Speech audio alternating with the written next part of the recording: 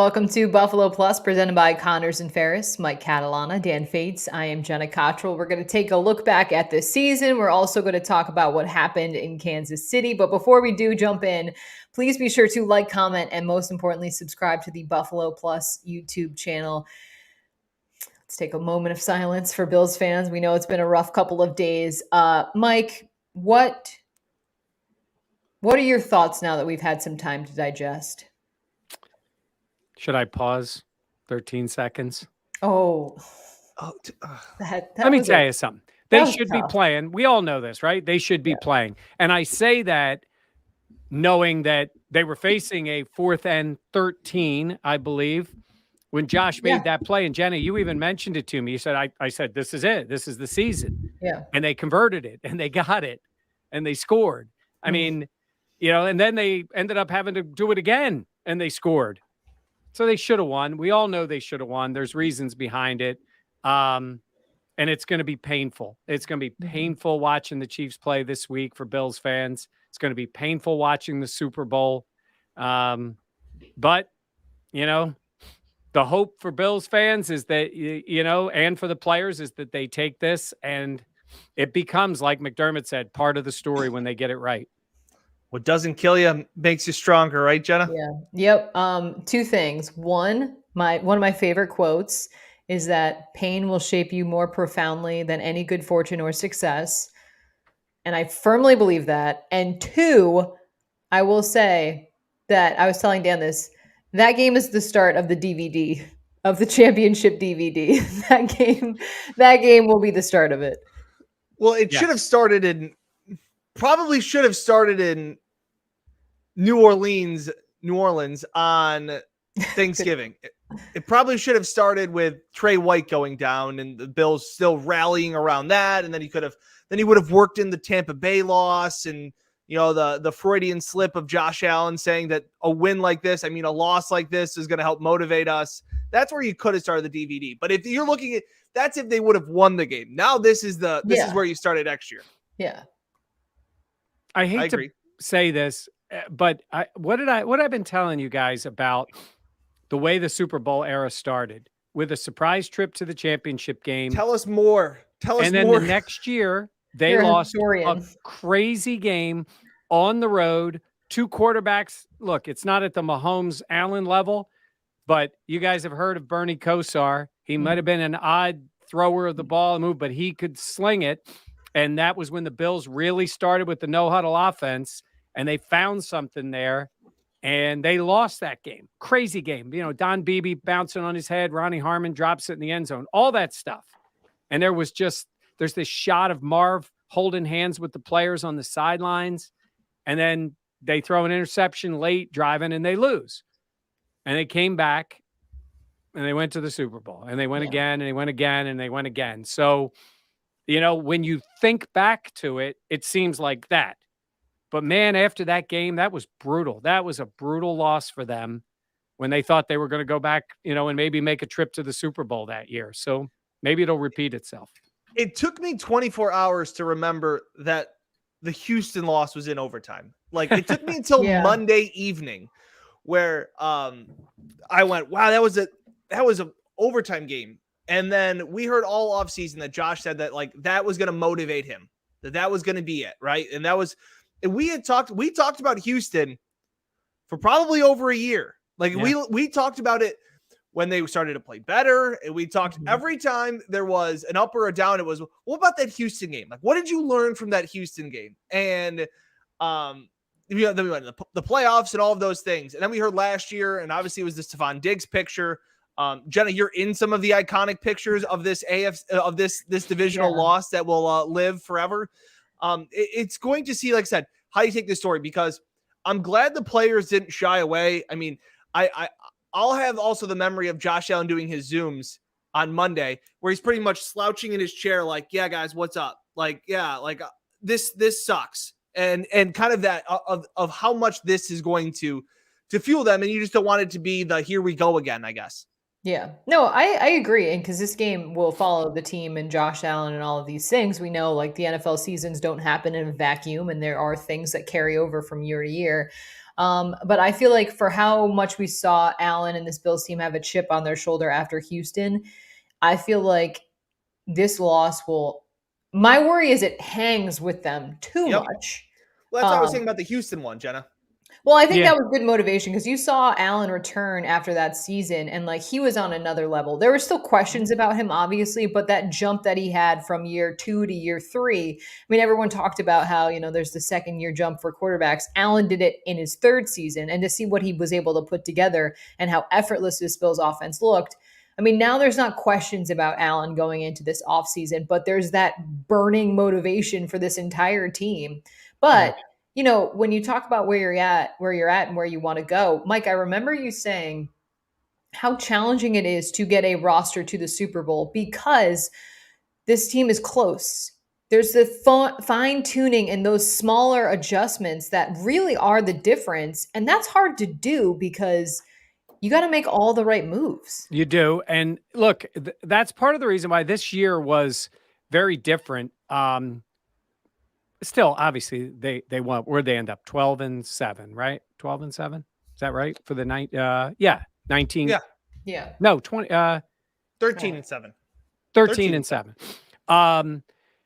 But the idea when they had down moments this year, they were down very much. Starting the year, losing to the Steelers. And granted, when you look back, it's 75 degrees. It's the first game of the year, but like you're going, wait a minute. They lost at home to that team. And then obviously we know the loss to the Titans. I said to you guys, that was just like a regular loss in the NFL. They had a lot of AFC losses. Right. And then but that loss to the Patriots was brutal. The Jacksonville one, the worst of the year. Yep. That's when they didn't even look like themselves. Did they only lose to one NFC team? Tampa. Yeah, Tampa. Yeah. And even that game, that was an encouraging game. Yeah. Fighting back, like Dan said, they fought back. But what I'm saying is the down parts were down. And I would say that's a little scar tissue because the year before, it was kind of easy. It wasn't easy, but they didn't have a lot of down moments. They had the weird game in Tennessee, and then they lost on that Monday, and they lost on the Hail Murray.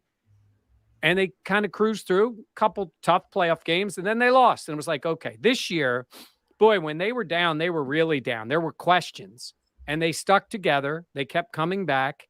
And to your point, Jenna, Allen played back-to-back playoff games about as well as the position can be played. And before anybody says anything, I'm taking nothing away from Mahomes. He's phenomenal, and he was phenomenal in the game.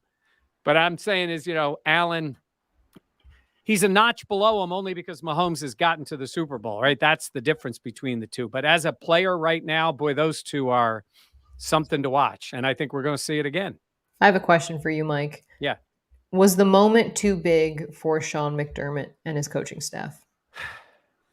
I will say this. I know Sean, I think he's covering. He's covering for people. Did he make mistakes? Yeah, because ultimately, as they'll tell us, it's on him. But if the mistakes were not communicated to Bass to kick the ball, who's not right up in Bass's face telling him this is exactly what we want to do? That shouldn't be that hard to communicate. Yeah. If the moment is too big because they didn't chip at the line of scrimmage against the two superstars on the Chiefs, why is that not communicated even when you call timeouts? Like, that's the part that bothers me is it's not the moment because, that team, he made mostly the right calls during the game. I mean, defensively, it's tough to stop the Chiefs, just like they're tough to stop. But it all does go on the head coach. And Dan, I look at it and say, if that wasn't communicated and Levi's playing the wrong coverage and I don't know, Addison's not chipping on Kelsey, like if that's what's happening, why did that happen? It's a great question. I mean, and I know we're going to get to some comments too. I know people are, chiming in and we'll get to the comments on the Buffalo Plus YouTube channel and on Facebook. Like, I think there's a lot to digest. To Jenna's point of, was the moment too big? I don't think so. I don't think that this is some giant coaching flaw. Like, to some respects, if you think McDermott is the reason they lost, I don't think that you're understanding, like to Mike said, that Patrick Mahomes is a wizard, and that for as everything that had to go wrong for the Bills, and some of that is obviously self-inflicted wounds, whether it's the kickoff or whether you want to talk about coverage, Patrick Mahomes and the Chiefs had to execute perfectly, and they did. Like to some respects, and again, for how good the defense was, that's just a game that gets away from you, and your head spinning, and they weren't able to catch their breath or collect themselves at all in the final 2 minutes. They were stunned. Jenna, you were talking about that there was a player on the sidelines after Josh scored the first touchdown with 1:53 left, and the offense is celebrating, and you said there was a look on a defensive player of like, bleep, like we got to go cover. We now have to go stop Patrick Mahomes. Yeah. And that's a scary thing for any defense, even the top defense in the league. So Jenna, I don't know if I would say the moment was too big. There was some sort of I don't even want to say miscommunication, Mike, because in some respects they were called after timeouts. I know that there is some people are saying that Bass was supposed to kick it and that he never heard it. I just find that very improbable. I find that very hard to believe that. And like Sean McDermott wouldn't go as far as say, but like they practice that. Sean McDermott, they practice a lot of things, a lot of little stupid things. I would have practiced with 10 seconds left how we're going to handle a kickoff. Right. But here's the thing. If you do practice it 1,000 times and then when you need it, you don't execute it, and it doesn't even look like a guy slipped or whatever it is. It just looks like they didn't have the right plan. Like it wasn't like one guy. Like if you watch the end of that Tampa Rams game and the Tampa corner is peeking in the backfield on that play, and I don't know if it was the wrong coverage. It's a mistake in coverage. It wasn't necessarily a bad call by the defense. It's just like, dude, what are you doing? And you let him get over your head and then the game's over. If it was something like that, you might say, okay. But again, you got to be buttoned up. I think back to the Seattle New England Super Bowl. And you guys remember when Belichick didn't call timeout and he let the clock go down.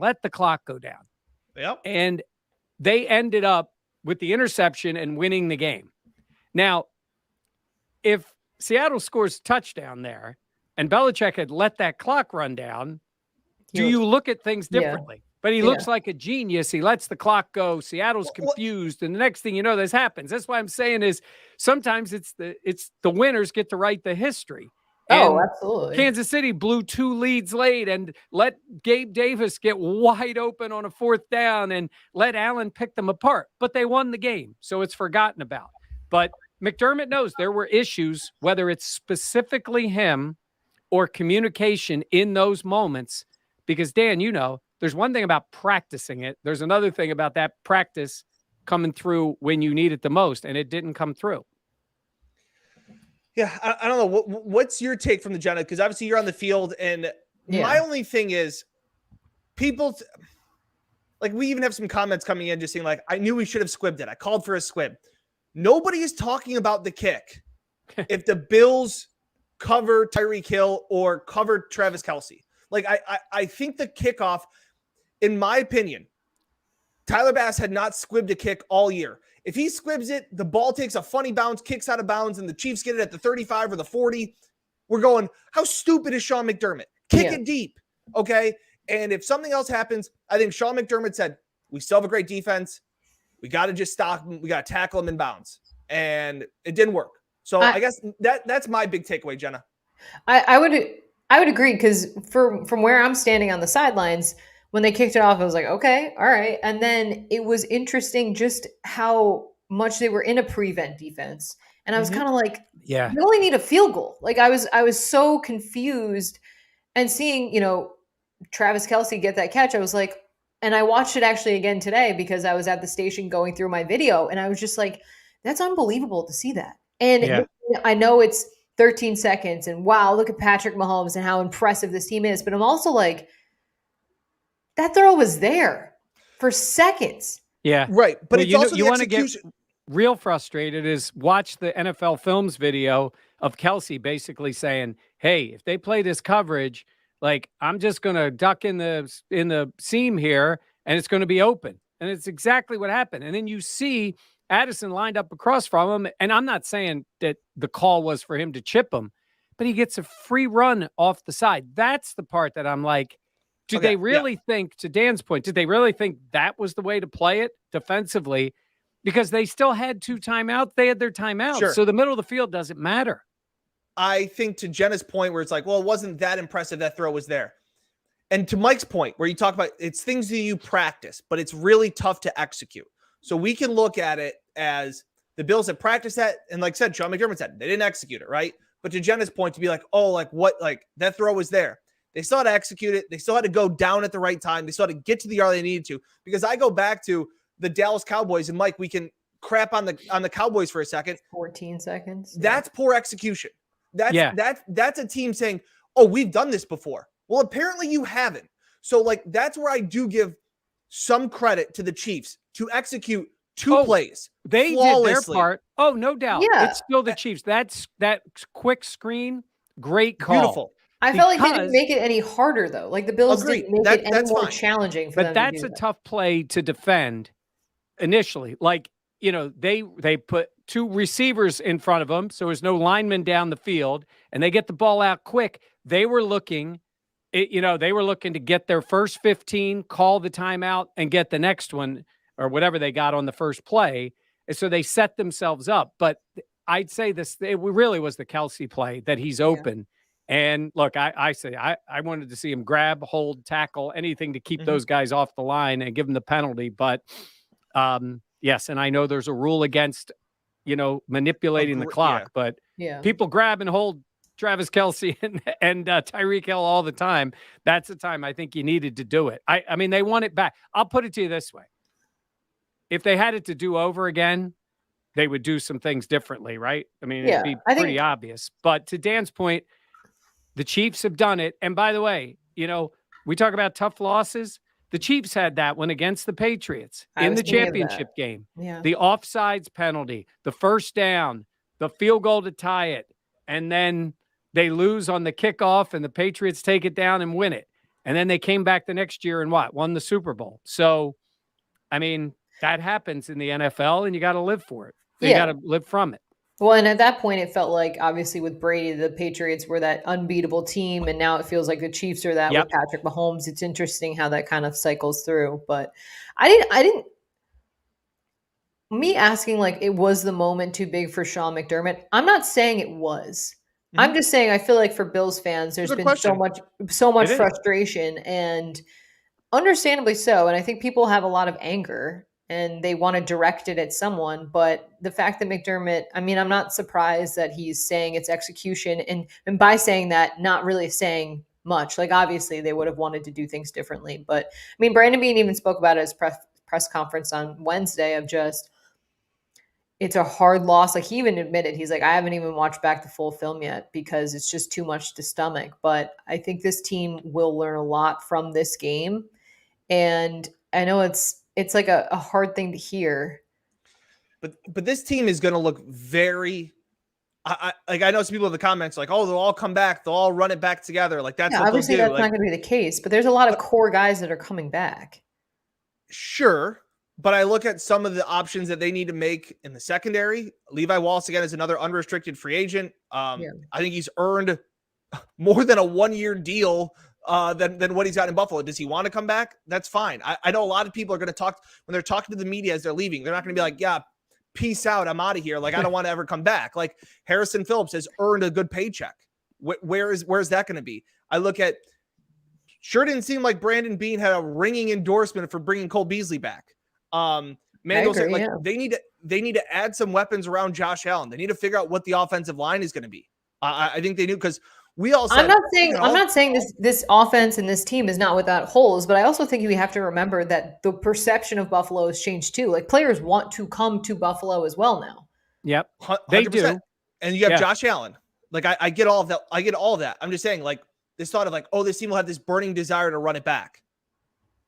I'll say there's 20 new guys. Yeah, I mean, that's the NFL. And this year, I think more so than even coming off of last year, because you do have some older players. You got some contract issues. Like, we're going to spend a lot of time going through it, but you're talking about some names here that could be gone in Jerry Hughes and Beasley and Addison and Sanders and Feliciano. Like, there's a lot of guys that have been mainstays, or at least names, like with the Sanders coming in, that they're deciding to move on and make changes and get a little younger in that case. So I think you're going to see that. But to Jenna's point, hey, look, if you're a player around the league and you watch Josh Allen and you see the way his teammates respond to him, like, you'd want to be part of this. Yeah. I just think while those guys that you talked about are a huge part of this team, at the same point, like, how many of those guys are getting older and haven't been as successful, or were more injury prone this season, or had less time on the field because of dealing with stuff? Like, there's a lot of guys that fall into that category too. And I just think when you think of the core coming back, I think of guys like, obviously, Allen, Deion Dawkins, Spencer Brown's going to be back, Devin Singletary, Trey White. Like, you assume guys. I mean, you think of other guys as well. Well, I'm just saying, you got Trey White coming off an ACL. Like you also have Spencer Brown coming into his second season. Like, there are highs and lows. Like, we thought last year, like, oh, this starting five is going to be great. Darrell Williams is at right tackle. We got this Feliciano is going to play, and like, some guys stunk and they lost starting jobs. So, like, for us, Jenna, it's your 6th year. You completed your 6th year. It's my 6th year covering the NFL. It's Mike's 100th. Like, the fact that, like, we're like, we can sit here and be like, oh, they'll be back. Like, oh, like, this course back. Yes, I'm not saying they'll be back. I'm just saying, when you have Josh Allen as your quarterback, you're going to be in a lot of games. 100%. Now, are you going to have to go up against the Chiefs a lot in the playoffs? Yes, with how the Chiefs are built, how Kansas City looks. But I guess I have the belief that this team will figure things out. Because I think you're right, Jenna. I agree with you. I think you're right. I think they will. And I think what Bills fans need to realize is, this is what happens when you have a quarterback like Josh. It's awesome because you build around him. And guess what? I think if you look around, like, Roethlisberger just retired. A few years ago it was Eli, right? The guys that are Russell Wilson. When you have that guy, you build around that guy probably 3 times in his career. And with a guy like Ben, it might have been 4 times, where it's a different group, like, every so often. But man, when you can plug in the quarterback there for the whole thing, it is something to see. And I think Josh offensively elevates guys because of his skill set. I mean, he just does. So I think there's that positive. But that being said, you've still got to figure out a lot. Like, it doesn't just magically work because you have the quarterback. I mean, Aaron Rodgers isn't winning. He's winning games. He's not winning. Like, you see that happen, right? Yeah. And Mahomes hasn't won it every year, even though they've been great. So it's no guarantee that you're going to be that. But this is where I go back to McDermott. And I had people reaching out to me going, they should cut their ties with him and bring in Sean Payton. Jenna made the point. But you know why Buffalo's a place people want to be? Yes, Josh Allen's a huge part of it. But he's built this culture, and guys want to be in that building. And Buffalo was not that place for 20 years. Right? They were the little engine that could on occasion, and they were a cute story, but nobody was running there. And I think they've built that, and guys want to stay and want to be part of it. Combine that with Josh Allen, and you really have something going forward. So that's your plus for the offseason. My thing is, it's the NFL. It's never going to be easy. Right. There's going to be bumps and bruises along the way, but with Josh Allen and Brandon Beane and Sean McDermott and adults in the room, I believe that this team will figure it out. Like, I expect them to have multiple, like, now the bar is set of it's not just getting to the playoffs. That's not enough for this team. It's got to be Tracy said about Diggs' contract. If I'm not mistaken, they redid Diggs' contract, right? And it basically, Dan, I think it set it up that I think this offseason they redo that contract, right? Correct. They front loaded it. They made it a bunch of signing bonus money like Brandon did with a lot of guys. But yeah, he needs to get another deal. And like I said, he was a captain this year, all of those things. Another massive year, obviously, for Diggs. Yeah. You're bringing him. You're redoing that deal. You're making that work. And to Jenna's point, I never said that, like, oh, I'm not sitting here being like, oh, Jenna, you think it's going to be easy. Like, I'm not, I know that's not what you're saying. Yeah. I'm saying is this, we talked about, like, last year was like opening up the door of like a Super Bowl window. And yes, with Josh Allen, you're going to have years and years, hopefully, of a Super Bowl window. But the change in what Brandon Beane has done gives you hope that he can do it again, but not everything, like not everything Brandon Beane has touched has turned to gold. No, it never would be like that. Right. So I'm just saying, like, it is going to be, I think this year, as we said last year, was a big challenge for Brandon Beane. And he was, as I said, I thought the salary cap going down actually helped the Bills get guys on shorter, friendlier deals because there wasn't big money for teams to spend on. Except unless you're the Patriots, who spent all the money in the world. But like, I see this, and especially with what's going to change with the coaching staff, I think I guess that's what has me a little bit concerned, because you've had stability, and for everybody that's like Josh Carey, Daboll, and this offense, everybody can call plays. Like, it's not that easy. The offense has had a system. They've had continuity at the offensive line position, O-line coach, at wide receivers coach, at all these things. If Daboll gets a head coaching job, like we all assume that he's going to, he could very well pluck some of these guys and go with him. And Ken Dorsey apparently is one of his guys to be an OC to wherever he goes. So there are a lot of questions that I guess had me a little bit more anxious than I was last year. Just going like, man, Dawson Knox had a career year. You saw some guys like, I just remember this time last year, we were like, hey, like, oh man, John Brown was so good in 2019. And then all of a sudden he disappears. Like, poof, guys are gone. Now they've been able to refill some shoes, but it's a tricky thing to always be like, oh, we can always go to the well and pluck a new guy. Yeah, I mean, I understand what you're saying. I'm curious, Mike, your thought process, because Brandon Beane was asked whether he thought this season was a step back. Yeah. Considering that the team didn't get as far as the AFC Championship. Like, what is your take on that? I don't think it was necessarily a step back. I think because it felt like the AFC Championship game, and that is not meant to be disrespectful to the Bengals. Good for them, man, to go from nowhere. I'll say it. It was. Well, okay. But what I'm saying is that it was still against the Chiefs in Kansas City, right? So it felt like you were back in the same spot. And last year, they weren't ready. They weren't ready for that game. They got handled in the game, and they got beat. The Chiefs were better than them. This year, look, it wasn't like they handled the Chiefs. I mean, that was a crazy game back and forth. They should have won it, right? And I had a Chiefs fan reach out there like, what do you mean should have won it? I go, you're ahead by 3 points with 13 seconds left. You should win the game, and they didn't do it. That's why I'm saying that. So it wasn't necessarily, yes, the record wasn't as good. Again, it was a strange year. They had some issues at times. Like the most jarring one was to go down there and play that way against Jacksonville. Because this team always shows effort. And that game, Dan, you were down, you're like, this team was not, they were not right in that game. And the Pittsburgh game, the opening game, they just weren't right. That was that Colts game too, though. That to me was even worse. It was bad because Jacksonville was awful because they should have beat the crap out of them, and Urban Meyer sucks. But that Colts game, to me, after the game, when one of the players said like we weren't prepared, I was like, whoa. And Jenna, it is crazy. We're sitting here right now, obviously on January 27th, the season's over, being like, man, we were so good. We had the Bills fans are going, we had everything clicking. Man, number one defense, Josh Allen, all this stuff. They lost 3 out of 4 games in a span of a season where we were all going, well, hopefully they make the playoffs. Right. Like, let's not let recency bias be like, this was a Super Bowl team the entire season. But they were not. Kansas City was in that spot.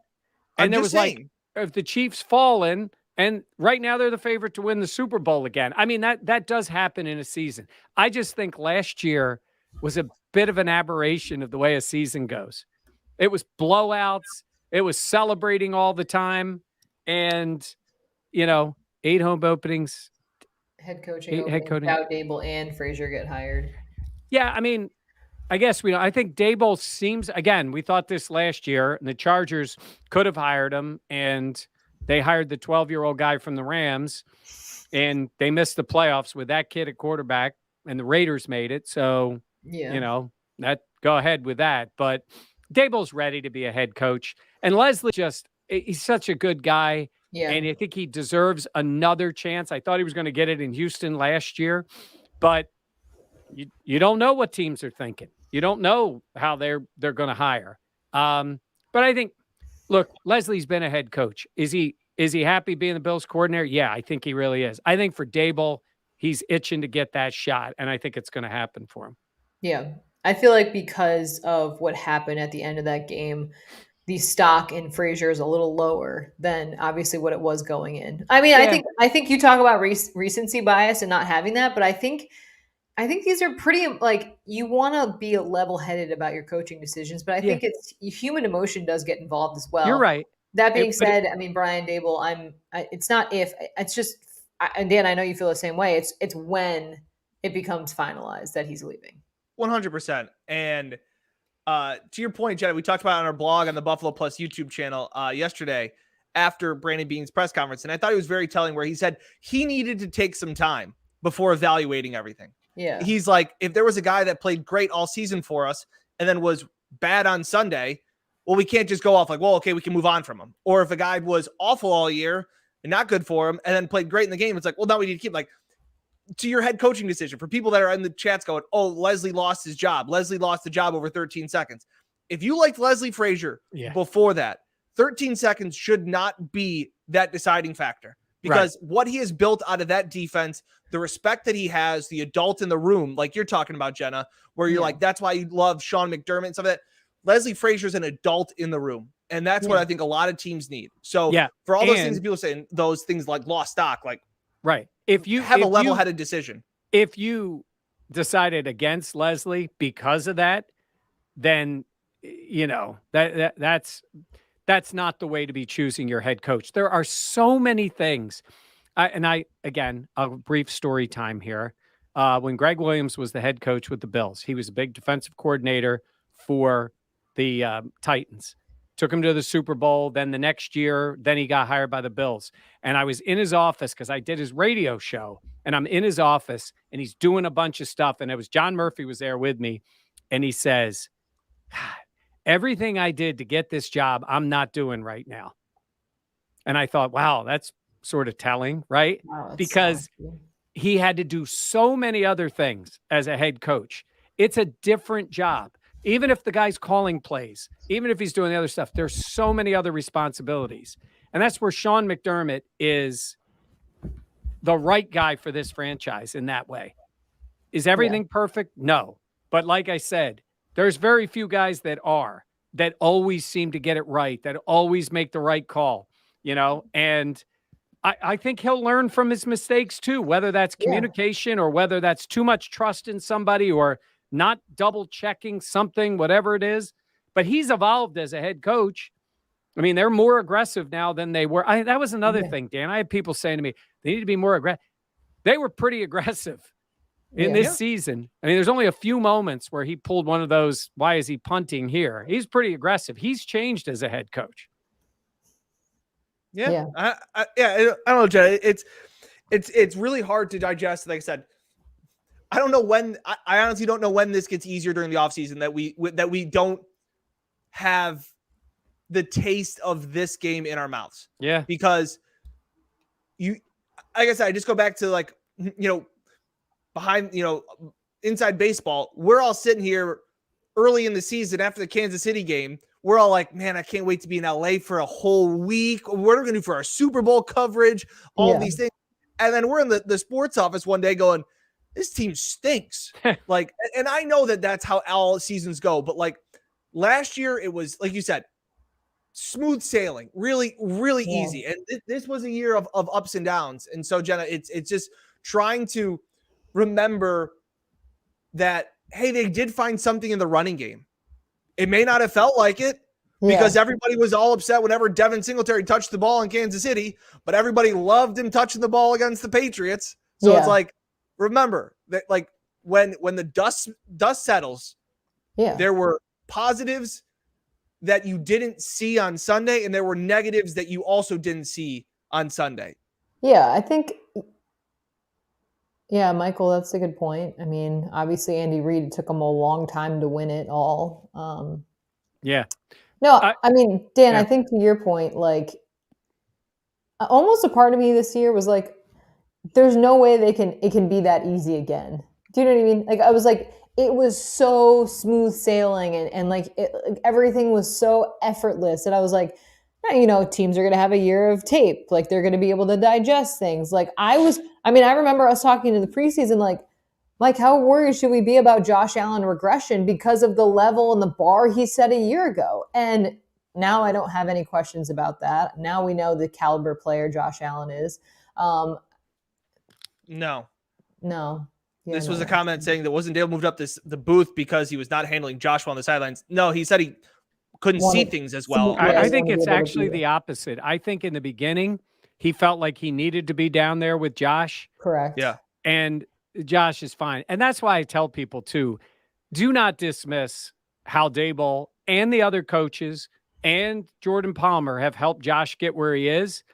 But the Josh Allen that Daboll's going to leave the Bills with, if he leaves this year, is a very different quarterback than the guy he started working with in 2018. Yeah. He just is. And it's been a process. All the credit to Josh for being the worker that he is. But, man, it helps to have the right guy leading that and knowing when to be on him, when to cut him a break, when to give him – who was on the field in the Cincinnati game? When Daboll ran out to hug because he knew that was a big moment for him. Yeah, he led a 2-minute drive and a comeback in 2019, week 3 against Cincinnati. They moved to 3-0. And that's the thing, too, is that we sit here and I've had so many people say, well, Josh was going to be a star no matter who the offensive coordinator was. And that's just not the case. You had the Giants today come out, the Giants owner say, we've mishandled Daniel Jones every single possible way. Yeah. You look at, we all thought, Sam Darnold, man, like, this guy's got some tools. He's been mishandled by every single coach that he's been around. Those guys, to some respects, didn't have a chance. Yeah. And I think while Brian Daboll will be the first person to give all the credit in the world to Josh Allen and his competitiveness, Daboll deserves some, I won't say most, I won't say all, the credit for taking a project out of Wyoming, and turning him into a superstar. Josh deserves 75% of it. If we want to put the percentage on something, Brian Daboll also turned that guy that couldn't complete 50% of his passes. Like, he couldn't do that. We were talking about 300 yards today in the sports office. Like, do you remember when Josh Allen didn't even get to 300 passing yards a game? And it was a thing. Yeah, it was a thing. It was a thing. Also, I have a quick thing. Speaking of a thing, Jim's comment, stop crying, you're poor sports, Bills suck, move on. Jim, you're on the Buffalo Plus YouTube channel. Okay, so this is covering Buffalo sports. So if you want to move on, that's fine, but you yourself. Love it, Jenna. Love it, Jenna. I don't, why the hate, sir? Yeah, I mean, seriously, we're going to talk about this because this is the Bills, and we're not sugarcoating anything about it. They had issues. No. The end of that game was bad, and they should have won. But we are also talking about one of the great games in the history of the NFL. We can't, Bills fans can't truly appreciate it because it's hard to watch. It's just, I had a Bills, my best friend texted me, Ian, he was always on here too, watching this. He goes, it's one of the greatest games in NFL history. He goes, and I'll never watch it again. And I was like, dang, like if it was like the Chargers-Raiders game, such a cool game, week 18, interesting game. We can watch that forever. Bills fans are not going to want to rewatch. Yeah, let me tell you something. The end of that game. You guys know when the Eagles lost when I was a kid in the Super Bowl to the Raiders, as soon as I'd see a glimpse of that game, I had to shut it off. Then they lose to the Patriots the next time. I could not watch it because I was there with my dad and I knew it. They win the Super Bowl. I probably watched the game 10 more times. Each time I still thought they weren't going to win, and I had seen it. Now, if the other Super Bowl games come on, I can watch it because I'm like, eventually they got it right. It only took 50 years and they got it right. For Bills fans, there's no reason to watch this game unless the DVR runs out with 13 seconds left. Then you just pretend for yourself. But no, just know that you're going to see more of that from 17 going forward. And that's not the end of his story, certainly, but it's what'll help build on the rest of the story with him. Yeah.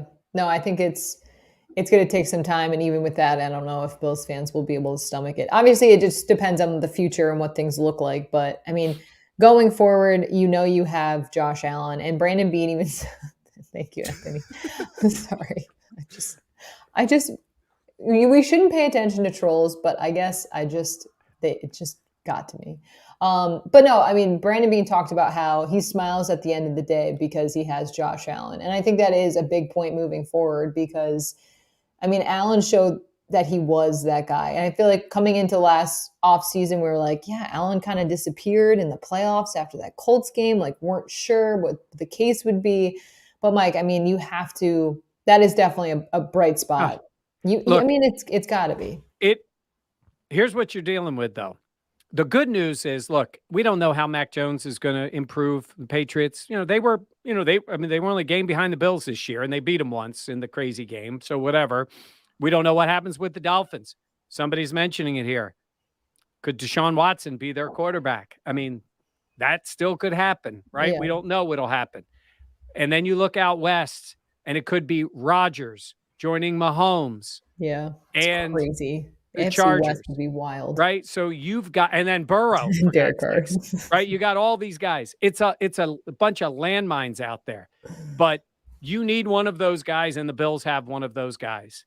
And in his 2 playoff games this year were incredible the way he played. So that should give you that hope. Hey, Mike Reiner, rewatch the Patriots game when Tommy Doyle catches a touchdown pass as he puts a perfect game on Bill Belichick. Rewatch that one. Yeah, I'll say that. Yeah. So there are good moments. Yeah. I understand. I can get the frustration for Bills fans, though, because the season ends in a loss, or every season ends in a loss. But at the same point, that game, you want to talk about Allen kind of coming into his own and just what the team was able to do and against an AFC East opponent in the playoffs, like where the two franchises are at, it's a lot. Think about this, Jenna. The 3 games they needed the most at Foxborough. Yeah. You were there. Home against the Patriots. Dan was there.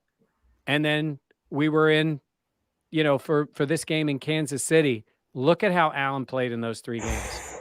We thought at the moment in Foxborough I thought it was his best game. Yeah. And then, then he did 0 degrees. Yep. Yeah.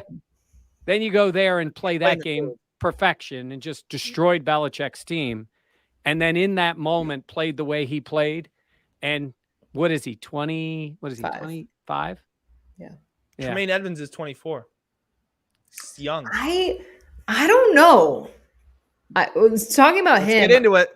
Go ahead, Jenna. All right, here's my thought process. Go ahead. First of all, in Carolina, Brandon Beane had Luke Kuechly as their middle linebacker. Stop right there. Luke Kuechly does not grow on trees. Jenna it's Mr. Jenna Cottrell. He does not. He is a freak athlete. Obviously, that's the gold standard, Hall of Famer, all of those things. And I think when they invested a first-round draft pick in Tremaine Edmonds, they had high expectations for him. Freak athlete. Talk about that. The instincts, and even Brandon Beane was asked about that. Maybe the instincts they're still developing. My point is, you can't really develop instincts. That's what an instinct is. Is it instinctual? Do you just do it automatically as opposed to thinking about it? I feel like they want more out of Tremaine Edmonds, but at the same point, he's such a key piece of their defense, and they've invested so much that they're not going to move on. But I think if they're looking in their heart of hearts, they're like, we wish we got more consistency out of his play. You know what, though, Jenna? I think you're right. Unfortunately, I think they do get consistency out of him. He's a consistent. He's a talented player, but you talk about Josh Allen and instincts. His instincts are off the charts. Yeah. The play that'll get lost in history, other than Jenna got great video on the field of all of these plays. So kudos to you. You're shooting right there at Dan level. You're like Allen and Mahomes right now. Wow. And shooting. Means a lot, honestly. But the play he made on the 2-point conversion is so good. It might be one of the best plays Josh has ever made. It just will get forgotten. You talk about instincts. He feels the pressure. He spins. He waits. He waits for Diggs. He takes the hit and he throws it, and Diggs makes a great catch. Like that. Unreal. Yeah, you develop with your other skill sets, but you got to have it. I don't think he has any of that at all. Let me ask a question. What do you think has been, this is obviously his 4th year in Buffalo. What comes to mind, guys, as the most impactful play he's ever had? He had a safety Cleveland. in Cleveland? Yeah. Okay. Yeah. Yeah. So that was 3 years ago, right? Wasn't this past season? Wasn't the season before? Because we were, yeah. That's been his knock, is that we talked about it all this year. The wow play. How many balls has he dropped for interceptions? How many tackles for a loss has he slipped out of his hands? Oh, and over, like that's it. And that's, you talk about an all-star. I've always said, and I've compared it to baseball. If you're an all-star fielder or you're an all-star hitter, like you pick up the guys around you. If you're a Gold Glove first baseman, when the shortstop who's not very good and he's a rookie throws one in the dirt, you dig it out because that's what you do. Josh does that. If he doesn't have the best wide receivers, he just throws him better balls. And Stephon Diggs just catches balls that aren't always in the right spot. Like that's just how he is. So yeah, Tremaine hasn't done that, and he's been not as good without Matt Milano on the field. Like it's just, these are just facts. Well, then you have the issue is his contract. So, right. So he'll be going into his fifth year. Yeah. So it's a 5th year option. Now, do they play it out?